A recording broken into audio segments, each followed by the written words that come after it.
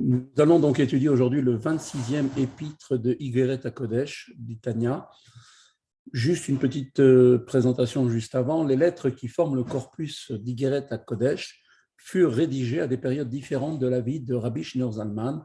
Ses fils les rassemblèrent dans l'ordre que nous connaissons à titre posthume, ce qui explique dans leur introduction, donc approbation au Tanya, comme le montre clairement le Rabbi. Ces lettres ne furent pas rangées par ordre chronologique.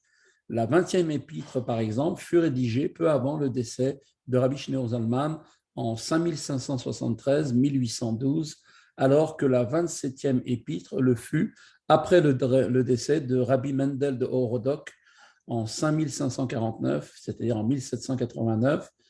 C'est plutôt la présence d'un thème commun à deux lettres qui paraît expliquer pourquoi elles ont été rapprochées.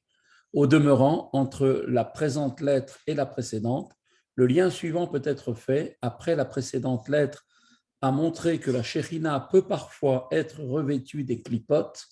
La 26e épître explique que cet état d'exil fait que la Torah aussi se trouve voilée, sa lumière étant obscurcie par les clipotes. Il est donc maintenant du devoir de chaque juif d'ôter ce voile par l'effort consenti pour son étude. Cette forme du service de Dieu par l'étude s'ajoute à un aspect donc de l'étude de la Torah, qui consiste à séparer le bien du mal, le permis de l'interdit, ce qui est cachère de ce qui est pasoul, car la Torah est aussi revêtue du bien et du mal, et par son étude, il appartient à chaque juif de séparer et de purifier l'élément positif compris dans cette dualité pour l'élever du côté de la sainteté. Rabbi Shneur Zalman commence cette lettre en clarifiant une phrase du Raya Mehemna qui pourrait laisser entendre que la partie révélée de la Torah procéderait de l'arbre de la connaissance du bien et du mal, tandis que sa partie ésotérique, la Kabbale, qui sera principalement révélée lors de l'avènement messianique, dériverait, elle, de l'arbre de vie. Il démontre que cette interprétation est erronée et que la Torah tout entière est appelée arbre de vie, Etz Chaim. Ce que le Raya Mehemna veut dire, en fait, c'est que la partie révélée de la Torah est descendue et s'est revêtue du bien et du mal. Elle traite par conséquent de ce qui est permis ou interdit, pur et impur, etc. Et par l'étude, on sépare le bien du mal pour lui apporter l'élévation. Commençons la 26e épître. Beriyam Nehemna, dans le Raya Mehemna, section Nasso, Parashat Nasso, donc Zohar, Vamaskilim Izaharu Kezohar Rakia. Il est dit là-bas, donc un verset rapporté dans Daniel, que les sages resplendiront comme l'éclat du firmament. Le commentaire suivant a donc été donné. Behai Chabura Dilach Deiu Sefer HaZohar, par cet ouvrage qui est le tien, Rabbi Shimon Bar Yochai, à savoir le livre du Zohar, titre qui signifie littéralement livre de la radiance. Voilà ce que veut dire le Sefer HaZohar. Min Zohara deima hilaha teshuva. Issu ce livre de la radiance d'Ima Ilaha, la sphira de Bina d'Atsilut, qui est le degré de Teshuva. La sphira de Bina d'Atsilut, appelée aussi Ima Ilaha, mère supérieure, se rattache au degré de Teshuva Ilaha, la repentance supérieure, comme expliqué à la fin du chapitre 8 d'Igeret HaTshuva, citant le Zohar et les Tikkunim. Bila notzarech nisyon. Pour ceux-là qui étudient cet ouvrage, aucune épreuve n'est nécessaire. Le Zohar évoque en fait l'épreuve que connaîtra le peuple juif lors de l'avènement messianique, comme le dit le livre de Daniel. Il dit « Beaucoup seront triés, épurés et passés au creuset. Ceux qui appartiennent au côté du bien, affirme le Zohar, relèveront le défi, tandis que ceux qui appartiennent à l'autre côté, selon les termes de ce même verset, exerceront leur impiété. Alors, continue donc le verset, les méchants manqueront de compréhension et les sages comprendront. Ceux qui se consacrent à l'arbre de vie, c'est-à-dire, précise le Zohar, à son étude, car le Zohar est issu du côté de Bina, littéralement la compréhension, en allusion à la perception de l'essence mystique de la Torah, eh bien, ceux-là n'auront pas besoin d'épreuves. Au begin d'atidin Israël le mitaham milana de chaya diu hay sefer hazohar yifkun ben min galuta berachame. Et parce qu'alors les Juifs goûteront de l'arbre de vie qui est ce livre du Zohar, par lui ils sortiront d'exil dans la miséricorde. Vitkayem behon Hashem badad yanchenu ve'en amo el nechar. Pour eux s'accomplira le verset qui est marqué dans le Deutéronome, seul l'Éternel le dirigera et avec lui aucun Dieu étranger.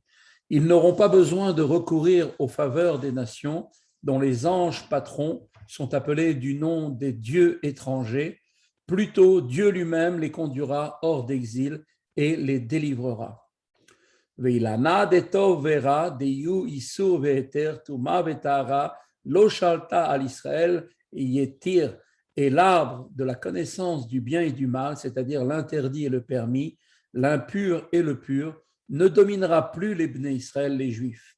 Dea parnasa dilehon lo leheve ela misitra de ilana de chaya de let taman lo kasha misitra adera velo machloket beruach hatuma, car leur subsistance à cette époque, à ce moment-là, pour les Bnei Israël, dérivera alors uniquement du côté de l'arbre de vie, où il n'y a ni objection émanant du mal, ni controverse émanant de l'esprit d'impureté. Dirtiv vet ruach hatuma et vir mina haaretz, ainsi qu'il est dit dans Zecharia, il est dit là-bas, et je ferai disparaître l'esprit d'impureté de la terre. De lo yitparnesun talmidei chachamim me'amei haaretz ela misitra de tov de achlin tahara kasher veheter.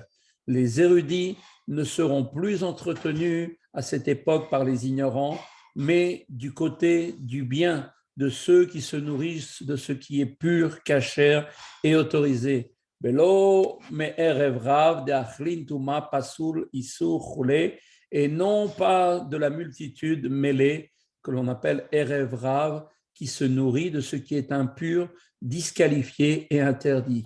Au bismana de ilaha de tov vera shalta chule, mais à l'époque où l'arbre du bien et du mal domine dans le monde, inun chachamim de Damian, les Shabbatot, Viyamim Tovim, et les sages qui, eux, sont comparés à cette époque où le bien et le mal dominent, au Shabbat et aux fêtes, comme c'est marqué dans le Zohar, let lon ela ma deyavin leon inun cholin, eh bien, n'ont rien si ce n'est ce que leur donnent ces profanes. Kekavna de yom Shabbat, de litle elama de metaknin le biyuma de chol, à l'instar du Shabbat, qui n'a que ce qu'on a préparé pour lui les jours de la semaine.